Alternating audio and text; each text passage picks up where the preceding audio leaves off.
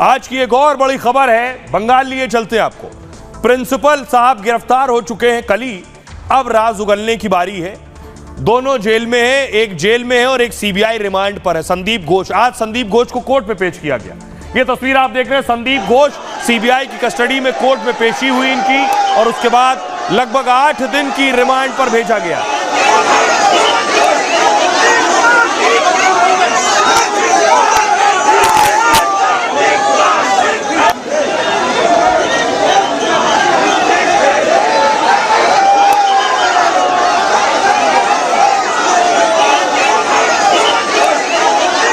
संदीप घोष को आज कोर्ट में पेश किया गया। दूसरी तरफ ममता बनर्जी आज विधानसभा में रेप के खिलाफ बिल लेकर पहुंच गई। ममता बनर्जी गुस्से में भी थी क्योंकि लगातार उनकी सरकार घिरी हुई है। তাই আপনার পদত্যাগ দাবি করছি, স্বরাষ্ট্রমন্ত্রীর পদত্যাগ দাবি করছি, বিজেপি মন্ত্রীদের পদত্যাগ দাবি করছি, রাজ্যে যে মুখ্যমন্ত্রীরা আছে পদত্যাগ দাবি করছি, প্রধানমন্ত্রী আপনি। अब ममता के कमिश्नर की बारी। कमिश्नर साहब का इस्तीफा कभी भी हो सकता है, कभी भी कमिश्नर हटाए जा सकते हैं। लोग कमिश्नर के दफ्तर में प्रदर्शन कर रहे हैं। तस्वीर में आपको दिखाऊं, बाकायदा ये बड़े बड़े लोहे की बैरिकेडिंग लगा दी गई है जिससे लोग कमिश्नर दफ्तर तक ना पहुंचने पाए। देखिए जरा,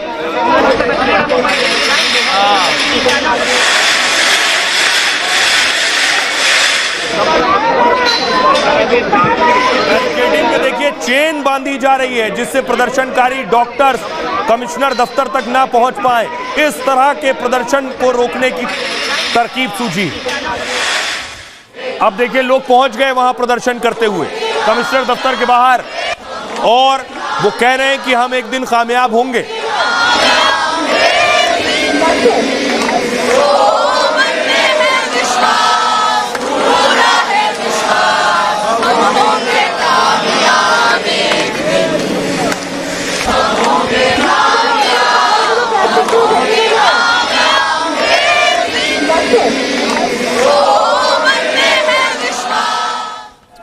अभी भी कोलकाता में उसी तरह प्रदर्शन हो रहा है। ये बीजेपी के प्रदर्शन की आज की तस्वीर आप देख रहे हैं। डॉक्टर्स, युवा बीजेपी कार्यकर्ता प्रदर्शन कर रहे हैं।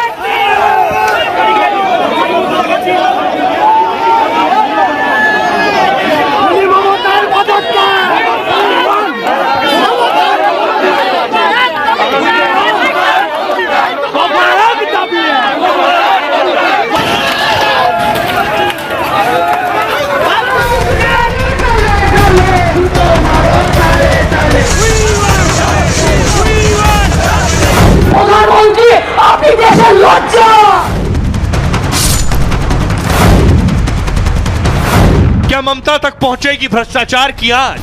ममता का प्रिंसिपल संदीप घोष उगलेगा राज। सीबीआई ने संदीप घोष समेत 4 को गिरफ्तार किया है। महिला डॉक्टर से रेप और हत्या के बाद ये बड़ी गिरफ्तारी हुई है जिसका सीधा कनेक्शन ममता सरकार से है। इसलिए ममता केंद्र पर हमलावर है। প্রধানমন্ত্রী আপনি দেশের লজ্জা, আপনি মেয়েদের প্রোটেকশন দিতে পারেন না, তাই আপনার পদত্যাগ দাবি করছি। ममता ने विधानसभा में एंटी रेप बिल के बहाने केंद्र सरकार पर हमला बोला, जिसमें उन्होंने सीधे सीधे प्रधानमंत्री मोदी को निशाने पर लिया। क्योंकि एक तरफ ममता के करीबियों पर सीबीआई का शिकंजा कस रहा है, तो दूसरी तरफ ममता बनर्जी के पुलिस कमिश्नर के खिलाफ भी गुस्सा बढ़ रहा है। ये जो घटना घटा है आरजी कॉर्ड में, तो इसका अभी तक सरकार ने कोई भी आंसर नहीं दिया है। हम लोगों को कोई भी जस्टिस नहीं मिल पा रहा है। आगे बढ़ना है, और नहीं तो सीपी को यहाँ पे आके उनका डिप्यूटेशन लेना पड़ेगा, और अगर सीपी नहीं आए तो वहाँ से उसको रिजाइन करना पड़ेगा। इतना दिन हो गया, अभी तक कुछ भी नहीं हुआ, होना चाहिए। अब मैं आपको बताऊं, अकेले संदीप घोष गिरफ्तार नहीं हुआ। संदीप घोष के साथ 3 और लोग गिरफ्तार हुए। ये तीनों लोगों को, संदीप घोष को मिलाकर 4 लोग, इन सबको कोर्ट में पेश किया गया है। देख रहे हैं आप, एक शख्स ये निकल रहा है जिसकी गिरफ्तारी हुई है, पीछे दूसरा शख्स जो मास्क लगाए इसकी गिरफ्तारी हुई है, और उसके पीछे आप तीसरा शख्स देख रहे हैं, एक संदीप घोष। 4 लोगों को अरेस्ट किया गया है। अब ये 4 कौन कौन है देखिए जरा। एक संदीप घोष गिरफ्तार हुआ है। संदीप घोष के बगल में जो खड़ा है उसका बाउंसर, वो जो राजदार है वो गिरफ्तार हुआ है, और 2 वेंडर गिरफ्तार हुए जिनसे सामान खरीदा जाता था अस्पताल के लिए। अब मैं आपको बताऊं, क्या संदीप घोष की गिरफ्तारी के बाद कई और बड़े नामों का खुलासा होगा? ये वो सब लोग हैं। सीबीआई की रिमांड में पूर्व प्रिंसिपल है इस वक्त। कोर्ट ने घोष समेत 4 आरोपियों को रिमांड में भेजा है। सीबीआई ने पूर्व प्रिंसिपल समेत 4 को गिरफ्तार किया। सीबीआई ने 15 दिनों में घोष से 150 घंटे से ज्यादा पूछताछ की। घोष की गिरफ्तारी भ्रष्टाचार के केस में की गई है। भ्रष्टाचार की शिकायत पूर्व डिप्टी सुपरिंटेंडेंट ने की थी इनके खिलाफ। डिप्टी सुपरिंटेंडेंट अख्तर अली ने गंभीर आरोप लगाए थे। अख्तर अली ने कहा था कि घोष लाशों की तस्करी में शामिल है, बायोमेडिकल कचरे में भ्रष्टाचार, ठेकों में भाई भतीजावाद करते हैं, छात्रों से परीक्षा पास कराने के लिए 5 से 8 लाख रुपए तक लेते हैं, स्टूडेंट को कॉलेज के गेस्ट रूम में शराब पार्टी करने के लिए बुलाते हैं। अख्तर अली ने 1 साल पहले स्टेट विजिलेंस कमीशन को शिकायत की थी, लेकिन तब मामले में एक्शन की बजाय उनका ट्रांसफर कर दिया गया था। अब इन सारे मामलों में सीबीआई ने घोष पर शिकंजा कस दिया है। संकेत यह है कि ट्रेनी डॉक्टर मामले में भी एक्शन होने वाला है। संदीप घोष का 2 बार पॉलीग्राफी टेस्ट हो चुका है। अभी के आरोप में उन्हें 7 साल की सजा हो सकती है। डॉक्टर हत्या मामले में जेल यात्रा इनकी लंबी हो सकती है। अगला नाम देखिए कौन है। संदीप घोष के बगल में खड़ा है उनका बाउंसर। सीबीआई ने अफसर अली को भी गिरफ्तार किया है।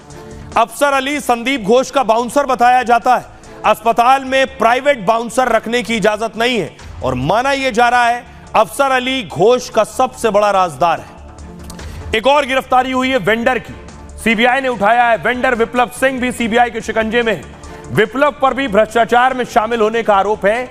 विप्लव सिंह की मां तारा ट्रेडर्स नाम की एक कंपनी है, मां तारा ट्रेडर्स, जो अस्पताल में मेडिकल उपकरणों की सप्लाई करता था और विप्लव सिंह के पिता इसी मेडिकल कॉलेज में काम कर चुके हैं। एक और नाम है संदीप घोष के साथ जिसकी गिरफ्तारी हुई, एक और वेंडर सुमन हाजरा। सुमन हाजरा भी संदीप घोष का खासम खास है। हाजरा मेडिकल शॉप से दवाइयों की सप्लाई करता है। हाजरा घोष के साथ मिलकर दवाओं में धांधली करता था। घोष के साथ मिलकर हाजरा उपकरणों को बाजार में बेचता था। तो ये कई बड़े लोगों की गिरफ्तारी हुई है, इसलिए कई और बड़े खुलासे हो सकते हैं। सुनिए जरा। आरजीकर कॉलेज की घटना में जो अपराधी है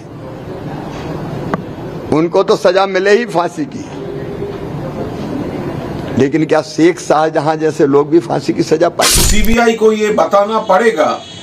ये करप्शन चार्ज में संदीप घोष अरेस्ट आप लोग कर लिया, ठीक है, लेकिन ऐसा ना हो वो सिर्फ नजर घुमाने के लिए आप लोग अरेस्ट किया। ये सीबीआई को क्लियर करके ये अपडेट बताना पड़ेगा। मंशा साफ और सख्त है, तो वो कृपया बताएं कि उनके कार्यकाल में कितने फास्ट ट्रैक कोर्ट गठित हुए बलात्कार के। जिन लोगों ने ये कहा था कि ये सारे जो डॉक्टर हैं वो अन्यान्य कारणों से बैठे हुए हैं, जिन्होंने जाकर साक्ष्य नष्ट करने का प्रयास किया, उसके लिए आपने क्या कार्रवाई की? हाल ही में जो बंगाल में घटना हुई, सरकार हालांकि काम कर रही थी, लेकिन सरकार को बदनाम करने के लिए भारतीय जनता पार्टी सबसे आगे थी। उत्तर प्रदेश सबसे आगे है। महिलाएं जिसमें उत्पीड़न हो रहा है, उनके साथ अन्याय हो रहा है, जो काम सरकार को करना चाहिए या पुलिस को, वो सरकार नहीं कर रही है। सबसे पहले जरूरी है कि सरकार को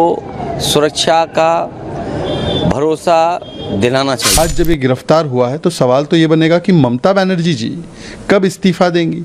ममता बनर्जी हेल्थ मिनिस्टर भी थी, ममता बनर्जी होम मिनिस्टर भी थी।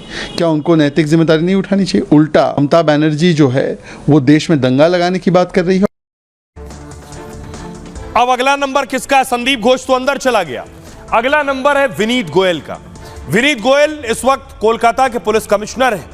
विनीत गोयल के खिलाफ प्रदर्शन हो रहा है। तस्वीर में आपको दिखाऊं लोगों ने क्या किया है। उनके दफ्तर के बाहर कोलकाता में देखिए रीढ़ लगा दी गई है और रीढ़ लगाकर उनका कहना है पुलिस से कि ये जो रीढ़ की हड्डी लगी है ये आपके नहीं है, ये रीढ़ की हड्डी पुलिस के नहीं है, ये कहकर कोलकाता पुलिस पर आरोप लगाए जा रहे हैं। तो क्या पुलिस कमिश्नर की छुट्टी होने वाली है? विनीत गोयल हटाए जाने वाले प्रिंसिपल संदीप घोष के शिकंजे में इस वक्त सीबीआई के।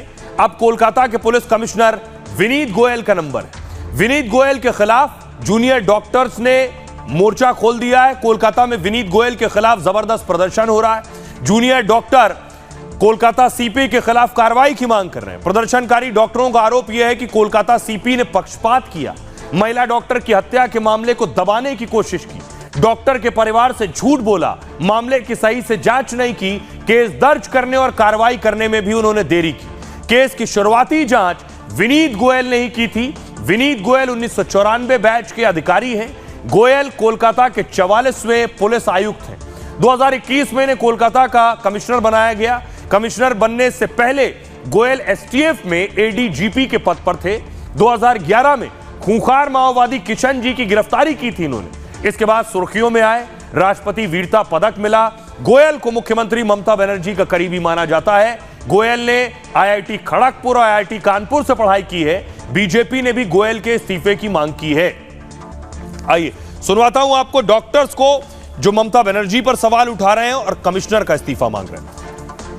कमिश्नर खुद आए थे और बोले थे कि सोशल मीडिया में जो सारी चीज फैला जाता है उसके वजह से ये मॉब अटैक होता है। हालांकि हम लोग को पता है कि वो मॉब अटैक पूरा प्रीमेडिटेटेड था। Police is absolute failure in this part and so the commissioner of police must resign. मतलब जो राज्य सरकार का जो पुलिस है, जो कोलकाता पुलिस है, उसका जो पर्टिकुलर रोल है वो हम लोग को बहुत सस्पिशियस लग रहा है। इनिशियली 3 to 4 डेज में जो राज्य सरकार पुलिस का और कोलकाता पुलिस का जो नाकामी है वो हम लोग उसके लिए यहाँ पे आए। जब तक कोलकाता पुलिस और सीपी जब तक यहाँ पे आके रिजाइन नहीं कर रहा है, स्पेशली सीपी, हम लोग यहाँ से नहीं हिलेंगे। को जो सिक्योरिटी देने का उनका जिम्मेदारी था वो भी सही से नहीं निभाया, तो उसीलिए हमारा डिमांड था कि रिजाइन करिए सीपी। लेकिन सीपी ने बताया कि अकॉर्डिंग टू हिम कि वो उसका काम सेटिस्फैक्टरी से किया है। सीपी का आंसर जो हम लोग स्पेसिफिक क्वेश्चन रखा था उसका सेटिस्फैक्टरी आंसर हम लोगों को नहीं मिला। ड्यूटी डॉक्टर उसके ऊपर रेप्ड हुआ है, मर्डर हुआ है उसके वर्किंग प्लेस में। इससे हेनस क्राइम और नहीं हो सकते। इसमें डॉक्टर लोगों के साथ सोसाइटी के हर एक आदमी खड़ा है एक डिमांड के लिए। एडिशनल कमिश्नर थे और पुलिस का जो अधिकारी थे सभी थे, लेकिन कोई हमारा प्रश्न का सदुत्तर नहीं दे पाया। अब आपको बताऊं कि ममता बनर्जी ये बात समझ रही हैं कि बंगाल में माहौल कैसा बना है सरकार के खिलाफ, इसलिए ममता बनर्जी सदन में महिलाओं से रेप और अपराध के खिलाफ एक बिल लेकर आई विधानसभा में आज। और साथ ही साथ जब ममता पहुंची इसके लिए तो बीजेपी के नेता, मैं आपको दिखाऊं तस्वीर अगली, बीजेपी के नेता काले गमछे के साथ मौजूद थे विधानसभा के अंदर। देखिए जरा, ममता जो बिल लेकर आई हैं, सदन में रखा गया, बिल पास हुआ, राष्ट्रपति के हस्ताक्षर के बाद कानून बनेगा। क्या है इसमें? विधानसभा में एंटी रेप बिल पास हो गया है और ममता के इस बिल को बीजेपी ने भी सपोर्ट किया है। नए कानून के मुताबिक दोषी को फांसी की सजा होगी। पीड़िता की मौत या कोमा में जाने पर फांसी की सजा हो जाएगी। गुनहगार को 10 दिन के अंदर सजाए मौत सुना दी जाएगी। इसके तहत रेप केस की जांच 21 दिन में पूरी करनी होगी। अगर 21 दिन में संभव ना हो तो 15 दिन और दिए जाएंगे। इसका नाम अपराजिता महिला एवं बाल विधेयक रखा गया है। राष्ट्रपति की मंजूरी के बाद यह कानून लागू हो जाएगा, क्योंकि यह कानून केंद्र सरकार के कानून में संशोधन है। केंद्र सरकार ने पहले ही आईपीसी की जगह बीएनएस यानी भारतीय न्याय संहिता लागू कर रखा है। अब देखिए इसमें है क्या। मोदी जी का जो बीएनएस है, जिसे आप भारतीय न्याय संहिता कहते हैं, भारतीय न्याय संहिता की धारा 64 में सजा का प्रावधान है। 10 साल से उम्र कैद तक की सजा है दुष्कर्म में। बीएनएस में दोषी जब तक जिंदा रहेगा जेल में रहेगा अगर उम्र कैद हुई है। ममता के कानून में 10 साल का प्रावधान नहीं है। ममता का कानून सीधे उम्र कैद की सजा देता है रेप के मामले में, बीच में कोई गैप नहीं, सीधे उम्र कैद। ममता के कानून में फांसी की सजा का भी प्रावधान है। बलात्कार के बाद अगर हत्या कर दी तो भारतीय न्याय संहिता कहता है, धारा 66 में इसका जिक्र है, बीएनएस में पीड़िता की मौत पर 20 साल की सजा है। पीड़िता कोमा में चली जाती है तो भी 20 साल की सजा होगी। इसे उम्र कैद तक बढ़ाया जा सकता है, फांसी भी हो सकती है। ममता के कानून में पीड़िता की मौत पर दोषी को सीधे फांसी ही दी जाएगी। बीएनएस भारतीय न्याय संहिता की धारा 70(1) में इसका जिक्र है, गैंगरेप अगर किया है दोषी को 20 साल या उम्र कैद हो सकती है। दोषियों को फांसी की सजा भी हो सकती है। लेकिन गैंगरेप के मामले में ममता के बिल में, ममता के कानून में ताउम्र जेल का प्रावधान है। मतलब गुनाहगार जिंदा रहते जेल से बाहर नहीं आएगा। ममता ने दोषी को फांसी की सजा का प्रावधान भी किया है। लेकिन बीजेपी सवाल पूछ रही है, कड़े कानून बनाने से बेहतर है उसे लागू करो। अगर अस्पताल में जिस डॉक्टर के साथ रेप और हत्या हुई है उसमें सही तरीके से क्राइम सीन को सुरक्षित रखा जाता, पुलिस ने सही से जांच की होती, तो इसी कानून में जो सजाएं हैं वही सख्त सजा मिल पाती। सुनिए। इवन যেদিন মারা যায় সেদিনও আমি ফোনে তার সাথে তার বাবা মার সাথে কথা বলেছিলাম। मैंने घटना के दिन मृतका के माता पिता से बात की, ऑडियो वीडियो और सीसीटीवी के फुटेज उन्हें दिए। रविवार पर्यंत समय दिए। मैंने उनसे कहा कि मुझे रविवार तक का समय दीजिए, अगर गिरफ्तारी नहीं कर पाए तो सीबीआई को केस सौंप देंगे। अदालते गए पुलिस ने उससे पहले ही मुख्य आरोपी को पकड़ लिया। मैंने फास्ट ट्रैक कोर्ट में केस चलाने का आदेश दिया, लेकिन मामले को सीबीआई को सौंप दिया गया। हम शुरू से ही मौत की सजा मांग रहे हैं। She should step down. She is the main reason for this. For this state government rape and murder by our sister and daughter. और में एविडेंस को डिस्ट्रॉय किया जाए, फांसी किसको देगा? सबूत के ऊपर तो होगा, देश का कानून है। मेरा जो सुझाव है साफ के साफ एविडेंस डिस्ट्रॉय का खिलाफ है।